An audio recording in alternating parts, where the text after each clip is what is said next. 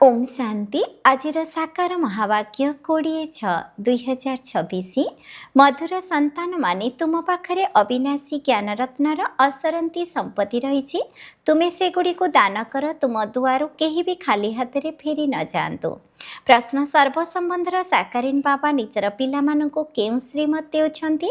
उत्तर मिठे बचे निजर बुद्धिचोक अन्य सब आड़ू तुटे केवल मोते मने पका दुनियार कौनसी वस्तु वा मित्र संबंधी आदि मने न पड़ंतु कहीं यही समय समस्ते दुखदायी अटंती।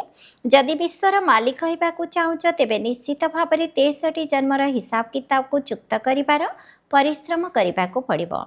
सबकिछि भूली जदि अशरीरी हेबार अभ्यास करिबो तेबे हिसाब किताब चुक्त होई जिवो। मु सर्वसंबंधर साकेरिन अर्थात श्रेष्ठ सुखदाता अटे। ओम शांति। बापदादा पिलामानंकु पचारुछन्ति जे काहा स्मृति रे बसिछ? शिव बाबांकर यह दृढ़ स्वर रे कहिबा दरकार जे आमे शिव बाबांक स्मृति रे बसिछु। तुम पिलामानंकर अर्थात आत्मा मानकर संबंध शिव बाबांक सहित रहिछि। तुमे एहांक द्वारा शिव बाबांकर संतान होइछ काहेकि ना शिव बाबा ब्रह्मांक द्वारा ही मिली थांती। ब्रह्मा को मझिरे दलाल मध्य कहा जाए। तुम्हारा दलाल सहित कौनसी संपर्क नहीं, ये तो केवल मझिरे मध्यस्थी रूप से अछंती। समस्तंकर नेण देणर हिसाब किताब बाबांक सहित हेबार अछि, यांक सहित नुहे। एहांकर मध्य नेण देण बाबांक सहित रहिछि। ये मध्य बाबांको कहउछन्ति बाबा मोर सब किछि आपणकर अटे। तुमको मध्य प्रथम रे एही निश्चय रहिछि जे मु आत्मा अटे एवं आउ गोटे निश्चय मध्य अछि जे आमे आत्मा माने वर्तमान परम पिता परमात्मा ठारो संपत्ति नेउछु। मन वचन कर्म एवं शरीर मन धन रे आमे शिव बाबांकर सहयोगी हेउछु। ए सब किछि शिव बाबांको अर्पण करि देइछु। पुणी शिव बाबा निर्देश हेउछन्ति एपरि एपरि एही कार्य कर। एहाको कहा जाउछि श्रीमत। बाबा निजे कहउछन्ति मु एही पुराना शरीर रे प्रवेश करूछि। ब्रह्मा मध्य पतित पावन हेउछन्ति। एही कथा के कहउछन्ति? शिव बाबा। ये मध्य पवित्र हेउछन्ति। यांकर मध्य मो सहित हिसाब किताब रहिछि। यांक सहित काहार भी हिसाब किताब नहीं। तुमे माने चिट्ठी लेखुछ शिव बाबा मार्फत ब्रह्मा, किंतु माया एभली अटे जहाँकि निरंतर मने पकाइबाकु देउ नाही। बुद्धिजोग बारंबार तुटै देउछि। जदि यही पुरुषार्थ को भल भाव करिब तेबे अन्य सब किछि भूली होइजिब। शरीर मध्य भूली होइजिब। एही शरीर थिब किंतु आत्मा को एही सब जिनिस प्रति वितृष्णा आसिब। एही भली अवस्था को स्थायी करिबा पई अभ्यास करिबाकु पड़िथाय। अंतरे आमको निजर शरीर मध्य मने न पड़ो। बाबा कहउछन्ति निजको अशरीरी मने करी मोते मने पकाओ। मु सदा सर्वदा अशरीरी अटे। तुमे मध्य अशरीरी थिल, पुणी तुमे माने निजर अभिनय कल। एबे पुनर्बार तुमको अभिनय करिबाकु हेबो। एहा ही हेउछि मेहनत। विश्वर मालिक हेबा कौन किछि कम कथा कि? मनुष्य ही विश्वर मालिक होई परिबे। एही देवता माने मध्य मनुष्य अटंती, किंतु एमानकु दैवी गुण संपन्न देवता कहा जाउछि। लक्ष्मी नारायण विश्वर मालिक थिले। एमानकर निजर संतान मध्य थिबे। सेई माने ही तांको माँ बापा बोली मानिबे। किंतु आजिकाली मनुष्य अंधविश्वास रे एही लक्ष्मी नारायण को तमेव मातास्य पिता कहि देउछन्ति। वास्तव रे ही महिमा शिव बाबांकर अटे। देवता मानकर महिमा मध्य गायन करुछन्ति आपण सर्वगुण संपन्न, किंतु सेमानकर पूजा काहेकि करुछन्ति एकथा काहारी को जणा नाही। एबे तुमे आउ एभली महिमा गायन करिबा नाही जे तुमे माता पिता। हाँ, तुमे माने जानिछ शिव बाबा ही से निराकार परम पिता परमात्मा अटंती। तांक ठारू ही असरंती सुख मिलिथाए। बाकी जी भी संबंधी आदि अछंती से मानक ठारू दुख ही मिलिथाए। ये तो जणे ही साकारी नटंती जहाँक ठारू सर्व संबंधर सुख मिलिथाए। सेथिपाई बाबा कहउछन्ति मामू ककी दादा इत्यादि समस्तंक ठारू बुद्धिर जोग तुटे केवल मोते स्मरण कर। तुमे गायन मध्य करुछ दुखहर्ता सुखकर्ता समस्तंकर सद्गतिदाता जणे ही अटंती। से ही आमर सब किछि अटंती। लौकिक पितांक ठारू मध्य दुख मिलिथाए। बाकी रहिले शिक्षक जे कि काहाको दुख दियंती नाही। टीचरଙ୍କ ପାଖକୁ ଯାଇ ପାଠ ପଢ଼ିବା ଦ୍ୱାରା ତୁମେ ଶରୀର ନିର୍ବାହ କରୁଛ। ବିଭିନ୍ନ ପ୍ରକାର କୌଶଳ ଶିକ୍ଷା ଦେବା ପାଇଁ ଶିକ୍ଷକ ମଧ୍ୟ ଅଛନ୍ତି। ସେମାନେ ସବୁ ଅଳ୍ପ କାଳ ପାଇଁ ଶିକ୍ଷା ଦେଇଥାନ୍ତି। ଭକ୍ତିରେ ମଧ୍ୟ ମହିମା ଏକମାତ୍ର ରାମ ଅର୍ଥାତ୍ ପରମପିତା ପରମାତ୍ମାଙ୍କର ହିଁ କରିଥାନ୍ତି। ତାଙ୍କୁ ହିଁ ମନେ ପକାଉଛନ୍ତି। ବାସ୍ତବରେ ଭକ୍ତି ମଧ୍ୟ ଜଣକର ହିଁ କରିବା ଉଚିତ। ସେଇ ଜଣେ ହିଁ ତୁମକୁ ପୂଜ୍ୟ କରୁଛନ୍ତି। ତୁମେ ପ୍ରଥମେ କେବଳ ଶିବ ବାବାଙ୍କର ପୂଜା କରୁଛ। ତାଙ୍କୁ ସତୋପ୍ରଧାନ ଭକ୍ତି କୁହାଯାଉଛି। ପୁଣି ଆତ୍ମା ମଧ୍ୟ ସତୋପ୍ରଧାନରୁ ସତୋ ରଜ ତମ ହୋଇଥାଏ। ତୁମେ ଜାଣୁଛ ଯେ ଆମେମାନେ ହିଁ ପୂଜାରୀ ହେଉଛୁ। ତୁମେମାନେ ପ୍ରଥମେ କେବଳ ଏକ ଶିବ ବାବାଙ୍କର ହିଁ ପୂଜା କରୁଛ। ପୁଣି କଳା କମି କମି ଯାଉଛି। ଭକ୍ତି ମଧ୍ୟ ସତୋପ୍ରଧାନରୁ ସତୋ ରଜୋତ୍ତମ ହୋଇଯାଏ। ସାରା ଡ୍ରାମା ତୁମ ଉପରେ ହିଁ ତିଆରି ହୋଇଛି। ନିଜେ ହିଁ ପୂଜ୍ୟ, ନିଜେ ହିଁ ପୂଜାରୀ। ଯେଉଁମାନେ ସମ୍ପୂର୍ଣ୍ଣ 84 ଜନ୍ମ ନେଉଛନ୍ତି ସେହିମାନଙ୍କର ହିଁ କାହାଣୀ ଅଟେ। ସେଇମାନଙ୍କୁ ହିଁ ବାବା ଆସି ଶୁଣାଉଛନ୍ତି ତୁମେ 84 ଜନ୍ମ କିପରି ନେଇଛ। ହିସାବ ହିଁ ସେହିମାନଙ୍କର ଅଟେ। ଯେଉଁମାନେ ପ୍ରଥମେ ପୂଜ୍ୟ ଦେବୀ ଦେବତା ହେଉଛନ୍ତି ସେହିମାନେ ହିଁ ପୂଜାରୀ ହେଉଛନ୍ତି। ବାବା କହୁଛନ୍ତି ମୁଁ କଳ୍ପ କଳ୍ପ ଆସି ତୁମକୁ ପାଠ ପଢ଼ାଉଛି ଏବଂ ଦେବୀ ଦେବତା ଧର୍ମର ସ୍ଥାପନା କରୁଛି, ରାଜଯୋଗ ଶିଖାଉଛି। ଭଗବାନ ତ ଜଣେ ହିଁ ଅଟନ୍ତି। ସେମାନେ ତ କହୁଛନ୍ତି ମାଟି ଗୋଡ଼ି ଅଣୁ ପରମାଣୁ ମଧ୍ୟରେ ପରମାତ୍ମା ଅଛନ୍ତି, କିନ୍ତୁ ଏପରି ତ ହୋଇପାରିବ ନାହିଁ। ଭଗବାନଙ୍କର ମହିମା ତ ଅପରମ୍ପାର ଅଟେ।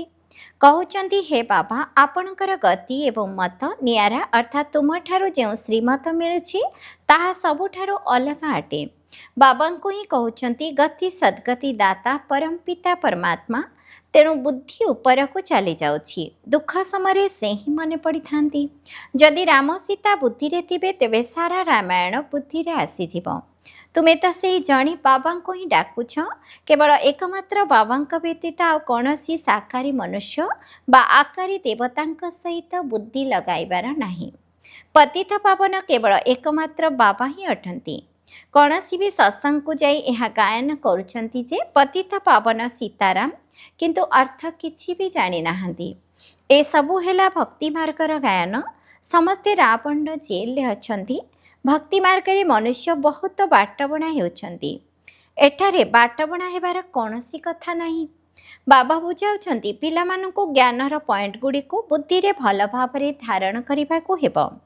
ପାଠ ନିୟମିତ ପଢ଼ିବାକୁ ହେବ। ଯଦି କୌଣସି କାରଣରୁ ସକାଳୁ ଆସି ନ ପାରୁଛ ତେବେ ଅପରାହ୍ନରେ ଆସିଯିବା ଉଚିତ। କାହାକୁ ବିରକ୍ତ ମଧ୍ୟ କରିବାର ନାହିଁ। ସାରା ଦିନ ପଡ଼ିଛି, କେତେବେଳେ ବି ଯାଇ ପାଠ ପଢ଼ିବା ଦରକାର। ଏହି କନ୍ୟାମାନେ ସକାଳୁ ନେଇ ସନ୍ଧ୍ୟା ପର୍ଯ୍ୟନ୍ତ ସେଠାରେ ଉପସ୍ଥିତ ଅଛନ୍ତି। ସାରାଦିନ ସେବା କେନ୍ଦ୍ର ଖୋଲା ରହିଛି। ଯେ କେହି ବି ଆସନ୍ତୁ ତାଙ୍କୁ ରାସ୍ତା ବତାଇବାକୁ ହେବ। ପ୍ରଥମେ ତ ଶୁଣାଇବାକୁ ହେବ। ବିଚାର କର, ତୁମର ଯେଉଁ 2 ଜଣ ପିତା ଅଛନ୍ତି ଦୁଃଖରେ ପାରଲୌକିକ ପିତାଙ୍କୁ ମନେ ପକାଇଥାନ୍ତି ନା? ଏବେ ଶିବ ବାବା କହୁଛନ୍ତି କେବଳ ମୋତେ ହିଁ ମନେ ପକାଅ। ମୃତ୍ୟୁ ତ ସମ୍ମୁଖରେ ଉପସ୍ଥିତ। ଏହା ସେହି ମହାଭାରତ ଲଢ଼େଇ ଅଟେ। ଯଦିଓ ବଡ଼ ବଡ଼ କୋଟିପତି ପଦମ୍ପତି ଅଛନ୍ତି, ବଡ଼ ବଡ଼ ଅଟ୍ଟାଳିକା ଆଦି ତିଆରି କରୁଛନ୍ତି, କିନ୍ତୁ ସେସବୁ କ'ଣ ରହିବ? ଏସବୁ ତ ନଷ୍ଟ ହୋଇଯିବ। ସେମାନେ ଭାବୁଛନ୍ତି କଳିଯୁଗର ଆୟୁଷ ଲକ୍ଷ ଲକ୍ଷ ବର୍ଷ ଅଟେ। ଏହାକୁ କୁହାଯାଉଛି ଘୋର ଅନ୍ଧକାର। ଯଦି କାହା ପାଖରେ ଧନ ଅଛି ତେବେ ପଚାରୁଛନ୍ତି ଘର ତିଆରି କରିବୁ। ବାବା କହିବେ ଯଦି ପଇସା ଅଛି ତେବେ ତିଆରି କର। ଧନ ବି ତ ମାଟିରେ ମିଶିଯିବ। ଏସବୁ ତ ଅସ୍ଥାୟୀ ଅଟେ। ନଚେତ୍ ଏହିସବୁ ଧନ ସମ୍ପତ୍ତି ମଧ୍ୟ ଚାଲିଯିବ, କିଛି ବି ରହିବ ନାହିଁ। ଭଲେ ଘର ଆଦି ତିଆରି କର, ପୁଣି ସେଥିରେ ଗୀତା ପାଠଶାଳା ପାଇଁ ବ୍ୟବସ୍ଥା ରଖ। ଯିଏ ବି ତୁମ ଦୁଆରକୁ ଆସନ୍ତୁ ତାଙ୍କୁ ଏଭଳି ଶିକ୍ଷା ଦିଅ ଯଦ୍ୱାରା ସେ ବିଶ୍ୱର ମାଲିକ ହୋଇଯିବେ। ତୁମ ପାଖରେ ଅସରନ୍ତି ଜ୍ଞାନ ଧନ ରହିଛି। ଏତେ ଧନ ଆଉ କାହା ପାଖରେ ନାହିଁ। ତୁମମାନଙ୍କ ଭିତରେ ସବୁଠାରୁ ଧନବାନ ସିଏ ଯାହାଙ୍କ ବୁଦ୍ଧିରେ ବହୁତ ଜ୍ଞାନରତ୍ନ ଭରି ହୋଇ ରହିଛି। ଯେ କେହି ବି ଆସନ୍ତୁ ତୁମେ ତାଙ୍କର ବୁଦ୍ଧି ରୂପକ ଝୁଲା ଭରଣା କରିଦିଅ। ତୁମ ପାଖରେ ବହୁତ ସମ୍ପତ୍ତି ରହିଛି। କେବଳ ଏହି ବୋର୍ଡ଼ ଲଗାଇ ଦିଅ, ଆସନ୍ତୁ ଆମେ ଆପଣଙ୍କୁ ସଦା ସୁଖୀ ସ୍ୱର୍ଗର ସମ୍ପତ୍ତି ପାଇବାର ରାସ୍ତା ବତାଇବୁ। କିନ୍ତୁ ପିଲାମାନଙ୍କ ଭିତରେ ସେହିଭଳି ନିଶା ରହୁନାହିଁ। ଏଠାକୁ ଆସିଲେ ନିଶା ଚଢ଼ି ଯାଉଛି, କିନ୍ତୁ ବାହାରକୁ ଗଲେ ଭୁଲି ଯାଉଛନ୍ତି। ତୁମ ଭିତରେ ସଉକ ରହିବା ଦରକାର। କେହି ବି ଆସନ୍ତୁ ତାଙ୍କୁ ଏଭଳି ରାସ୍ତା ବତାଅ ଯାହାଦ୍ୱାରା ତାଙ୍କର ଜୀବନ ନୌକା ପାରି ହୋଇଯିବ। ତୁମ ପାଖରେ ବହୁତ ପରିମାଣରେ ଧନ ରହିଛି। କେହି ବି ଭିକାରୀ ଆସନ୍ତୁ ବା କେହି ଧନପତି ଆସନ୍ତୁ, କିନ୍ତୁ ତୁମେ ତାଙ୍କୁ ବହୁତ ରତ୍ନ ଦେଇପାରିବ। ବାବା ଏଠାରେ ନିଶା ଚଢ଼ାଉଛନ୍ତି, ପୁଣି ତାହା ସୋଢ଼ା ପାଣି ଭଳି ତୁରନ୍ତ କମ୍ ହୋଇଯାଉଛି। ବାବା ତୁମର ଝୋଲିକୁ ଅବିନାଶୀ ଜ୍ଞାନର ରତ୍ନରେ ଭରି ଦେଉଛନ୍ତି, କିନ୍ତୁ ତୁମ ଭିତରେ କ୍ରମାନ୍ୱୟରେ ଅଛନ୍ତି। ଯଦି କାହାର ଭାଗ୍ୟରେ ଅଛି ତେବେ ପୂର୍ଣ୍ଣ ରୂପରେ ଧାରଣ କରି ନେଉଛନ୍ତି। ବାବା କହୁଛନ୍ତି ଚେଷ୍ଟା କରି ତୁମେ ନିରନ୍ତର ୟାଦରେ ରୁହ। ଏମିତି ନୁହେଁ କି ସେଣ୍ଟରକୁ ଯାଇ ଗୋଟିଏ ଜାଗାରେ ବସି ଯିବାକୁ ହେବ। ନା, ଚାଲି ବୁଲି ଯାହା ବି ସମୟ ମିଳୁଛି ବାବାଙ୍କୁ ସ୍ମରଣ କରି ଚାଲ। ହାତରେ କାମ, ଦିଲ୍ ଅର୍ଥାତ୍ ବୁଦ୍ଧିର ଯୋଗ ବାବାଙ୍କ ସାଥିରେ ରହିଥାଉ। ବାବାଙ୍କୁ ସ୍ମରଣ କରିବା ପାଇଁ ତୁମର ବହୁତ କଲ୍ୟାଣ ହେବ। 21 ଜନ୍ମ ପାଇଁ ତୁମେ ଧନବାନ ହୋଇଯାଉଛ। ବେହଦର ପିତା ବେହଦର ବା ଅବିନାଶୀ ସମ୍ପତ୍ତି ଦେଉଛନ୍ତି। ଭାରତ ସ୍ୱର୍ଗ ଥିଲା, ଏବେ ନର୍କ ହୋଇଯାଇଛି। ବାବା କହୁଛନ୍ତି ଏବେ ମୋତେ ମନେ ପକାଅ, ତେବେ ତୁମର ଆତ୍ମା ସତୋପ୍ରଧାନ ହୋଇଯିବ। ବାବାଙ୍କୁ ସ୍ମରଣ କରିବା ଦ୍ୱାରା ନିଶା ଚଢ଼ିବ। ଆମ ଭଳି ଧନବାନ ସୃଷ୍ଟିରେ ଆଉ କେହି ନାହାନ୍ତି। ବାବା ଯଦି ମନେ ପଡ଼ୁନାହାନ୍ତି ତେବେ ଧନ କେଉଁଠୁ ଆସିବ? ସ୍ୱର୍ଗରେ ତ ତୁମ ପିଲାମାନଙ୍କୁ ଅପାର ସୁଖ ମିଳୁଛି। ଶାସ୍ତ୍ରମାନଙ୍କରେ ତ କେତେ ସବୁ ମନଗଢ଼ା କଥା ଲେଖିଦେଇଛନ୍ତି। ଗାୟନ ମଧ୍ୟ କରୁଛନ୍ତି, ରାମ ରାଜା ରାମ ପ୍ରଜା, ଧର୍ମର ଉପକାର ହେଉ। ପୁଣି କହୁଛନ୍ତି ରାମଙ୍କର ସୀତା ଚୋରି ହୋଇଗଲା। ବନ୍ଦର ସେନାରେ ସହଯୋଗ ନେଇଥିଲେ। ଆଗକୁ ଆମେ ନିଜେ ମଧ୍ୟ ପଢ଼ୁଥିଲେ, କିନ୍ତୁ କିଛି ବି ବୁଝିପାରୁନଥିଲେ। ଏବେ କେତେ ବୁଝିପାରୁଛ। କେତେ ଆଶ୍ଚର୍ଯ୍ୟଜନକ କଥା ସବୁ ଲେଖିଦେଇଛନ୍ତି। ବାବା କହୁଛନ୍ତି ମୋତେ ପ୍ରକୃତିର ଆଧାର ନେବାକୁ ପଡ଼ୁଛି। ତ୍ରିମୂର୍ତ୍ତି ଚିତ୍ରରେ ମଧ୍ୟ ବ୍ରହ୍ମା ବିଷ୍ଣୁ ଶଙ୍କରଙ୍କୁ ଦେଖାଉଛନ୍ତି, କିନ୍ତୁ ଏକଥା ମଧ୍ୟ ଜାଣିନାହାନ୍ତି ଯେ ବିଷ୍ଣୁ କିଏ, କେଉଁଠାରେ ରୁହନ୍ତି। ବିଷ୍ଣୁଙ୍କ ମନ୍ଦିରକୁ ନରନାରାୟଣଙ୍କର ମନ୍ଦିର କହୁଛନ୍ତି, କିନ୍ତୁ ଅର୍ଥ କିଛି ବି ବୁଝିନାହାନ୍ତି। ବିଷ୍ଣୁଙ୍କର ଏହି ଦୁଇ ରୂପ ଲକ୍ଷ୍ମୀ ନାରାୟଣ ଅଟନ୍ତି, ଯେଉଁମାନେ ସତ୍ୟଯୁଗରେ ରାଜତ୍ୱ କରୁଥିଲେ। ଏବେ ତୁମେ ମନୁଷ୍ୟରୁ ଦେବତା ହେଉଛ। କେହି ଯଦି ଆସୁଛନ୍ତି ତେବେ କୁହ ଏମାନେ ବ୍ରହ୍ମା କୁମାର କୁମାରୀ ଅଟନ୍ତି। ତେବେ ପ୍ରଜାପିତା ବ୍ରହ୍ମା ସମସ୍ତଙ୍କର ପିତା ହେଲେ। ପ୍ରଜା ତ ବହୁତ ଢେର ଅଛନ୍ତି। ନାମ ତ ଶୁଣିଛ ନା? ଭଗବାନ ବ୍ରହ୍ମାଙ୍କ ଦ୍ୱାରା ବ୍ରାହ୍ମଣ ରଚନା କରିଥିଲେ। ବାବା ତ ନିଶ୍ଚିତ ଭାବରେ ପିଲାମାନଙ୍କୁ ସମ୍ପତ୍ତି ଦେଇଥିବେ ନା? ତୁମ ସନ୍ତାନମାନଙ୍କୁ ବିଶ୍ୱର ମାଲିକ କରୁଛନ୍ତି। ତୁମେମାନେ ଶିବ ବାବାଙ୍କୁ ସମ୍ପତ୍ତି ପ୍ରାପ୍ତ ଶିବ ବାବାଙ୍କ ଠାରୁ କରୁଛ। ଜଣେ ହେଲେ ଲୌକିକ ପିତା, ଆଉ ଜଣେ ହେଲେ ପାରଲୌକିକ ପିତା। ଏବେ ଏଠାରେ ତୁମକୁ ଅଲୌକିକ ପିତା ରୂପରେ ବ୍ରହ୍ମା ବାବା ମିଳିଛନ୍ତି। ଇଏ ତ ହୀରା ବ୍ୟବସାୟୀ ଥିଲେ। ଇଏ କ'ଣ କିଛି ଜାଣିଥିଲେ କି? ୟାଙ୍କ ପାଇଁ କୁହାଯାଉଛି ଯେ ୟାଙ୍କର ବହୁ ଜନ୍ମର ଶେଷ ଜନ୍ମର ମଧ୍ୟ ଶେଷ ସମୟରେ ୟାଙ୍କ ଭିତରେ ପ୍ରବେଶ କରିଥାଏ। ବାନପ୍ରସ୍ଥୀ ହେବାର ପ୍ରଥା ମଧ୍ୟ ଭାରତରେ ହିଁ ରହିଛି। 60 ବର୍ଷ ପରେ ଗୁରୁଙ୍କ ପାଖକୁ ଚାଲି ଯାଇଥାନ୍ତି। ବାବା ୟାଙ୍କ ଭିତରେ ପ୍ରବେଶ କରି କହୁଛନ୍ତି ଏବେ ତୁମକୁ ଘରକୁ ଯିବାକୁ ହେବ। ମୁକ୍ତି ତ ସମସ୍ତେ ଚାହୁଁଛନ୍ତି, କିନ୍ତୁ ମୁକ୍ତିକୁ କେହି ବି ଜାଣିନାହାନ୍ତି। ବ୍ରହ୍ମରେ ତ କେହି ଲୀନ ହୋଇପାରିବେ ନାହିଁ। ଏହି ସୃଷ୍ଟିର ଚକ୍ର ତ ଘୁରି ଚାଲିଛି। ସମସ୍ତଙ୍କୁ ନିଜର ଅଭିନୟ କରିବାକୁ ହିଁ ପଡ଼ିବ। କହୁଛନ୍ତି ବିଶ୍ୱର ଇତିହାସ ଭୂଗୋଳର ପୁନରାବୃତ୍ତି ହୋଇଥାଏ। ଏହି ଅନାଦି ଡ୍ରାମା ପୂର୍ବ ନିର୍ମିତ ଅଟେ। 84 ଜନ୍ମର ଅଭିନୟ ତୁମକୁ କରିବାକୁ ହିଁ ପଡ଼ିବ। ଏହା ହେଉଛି ଜ୍ଞାନର ନୃତ୍ୟ। ସେମାନେ ପୁଣି ଡମ୍ବରୁ ଦେଖାଇ ଦେଇଛନ୍ତି। ତେବେ ସୂକ୍ଷ୍ମବତନବାସୀ ଶଙ୍କର ଡମ୍ବରୁ କିପରି ବଜାଇବେ? ବାବା ବୁଝାଇଛନ୍ତି ତୁମେମାନେ ମାଙ୍କଡ଼ ସଦୃଶ ଥିଲ। ତେବେ ବାବା ତୁମ ଭଳି ମାଙ୍କଡ଼ମାନଙ୍କର ସେନାର ସହଯୋଗ ନେଇଛନ୍ତି। ତୁମ ସମ୍ମୁଖରେ ବାବା ଜ୍ଞାନର ଡମ୍ବରୁ ବଜାଉଛନ୍ତି, ତୁମକୁ ଜ୍ଞାନ ଦେଉଛନ୍ତି। ଏବେ ତୁମର ଚେହେରା ଏବଂ ଚରିତ୍ର ଦୁଇଟି ଯାକ ପରିବର୍ତ୍ତନ କରୁଛନ୍ତି। କାମ ଚିତା ଉପରେ ବସି ତୁମେ କଳା ହୋଇଯାଇଛ।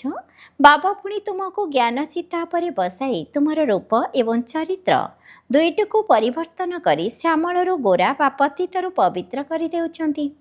ଏଠାରେ ବାବା କେତେ ନିଶା ଚଢ଼ାଉଛନ୍ତି, ପୁଣି ସେହି ନିଶା କାହିଁକି ସମାପ୍ତ ହୋଇଯାଉଛି? ଆଚ୍ଛା, ମିଠା ମିଠା ଶିଖିଲଧେ ସନ୍ତାନମାନଙ୍କ ପ୍ରତି ମାତା ପିତା ବାପଦାଦାଙ୍କର ମଧୁର ସ୍ନେହ ସମ୍ପନ୍ନ ଶୁଭେଚ୍ଛା ଏବଂ ସୁପ୍ରଭାତ। ଆତ୍ମିକ ପିତାଙ୍କର ଆତ୍ମିକ ସନ୍ତାନମାନଙ୍କୁ ନମସ୍ତେ।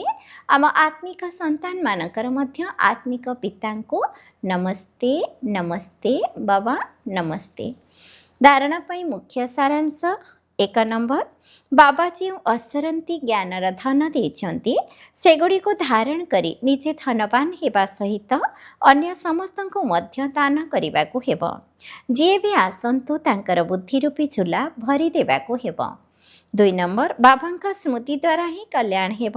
ସେଥିପାଇଁ ଯେତେ ଦୂର ସମ୍ଭବ ଚାଲିବା ବୁଲିବା ସମୟରେ ମଧ୍ୟ ବାବାଙ୍କ ସ୍ମୃତିରେ ରହିବାକୁ ହେବ। ସର୍ବ ସମ୍ବନ୍ଧର ଭାବ ଏକମାତ୍ର ବାବାଙ୍କ ଠାରୁ ଅନୁଭବ କରିବାକୁ ହେବ। ବରଦାନ, ସର୍ବଦା ବ୍ୟସ୍ତ ରହିବାର ବିଧି ଦ୍ୱାରା ବ୍ୟର୍ଥ ସଂକଳ୍ପର ଅଭିଯୋଗକୁ ସମାପ୍ତ କରୁଥିବା ସମ୍ପୂର୍ଣ୍ଣ କର୍ମାତୀତ ହୁଅ। ସମ୍ପୂର୍ଣ୍ଣ କର୍ମାତୀତ ହେବାରେ ବ୍ୟର୍ଥ ସଂକଳ୍ପର ତୋଫାନ ହିଁ ବିଘ୍ନ ପକାଇଥାଏ। ତେଣୁ ଏହି ବ୍ୟର୍ଥ ସଂକଳ୍ପର ଅଭିଯୋଗକୁ ସମାପ୍ତ କରିବା ପାଇଁ ନିଜର ମନକୁ ସବୁ ସମୟରେ ବ୍ୟସ୍ତ ରଖ। ସମୟକୁ ବୁକିଂ କରିବା ଅର୍ଥାତ୍ ପୂର୍ବ ନିର୍ଦ୍ଧାରଣ କରିବାର ଉପାୟ ଶିଖ। ସାରାଦିନ ମନକୁ କେଉଁଠି କେଉଁଠି ବ୍ୟସ୍ତ ରଖିବାର ଅଛି, ଏହାର କାର୍ଯ୍ୟକ୍ରମ ପ୍ରସ୍ତୁତ କର।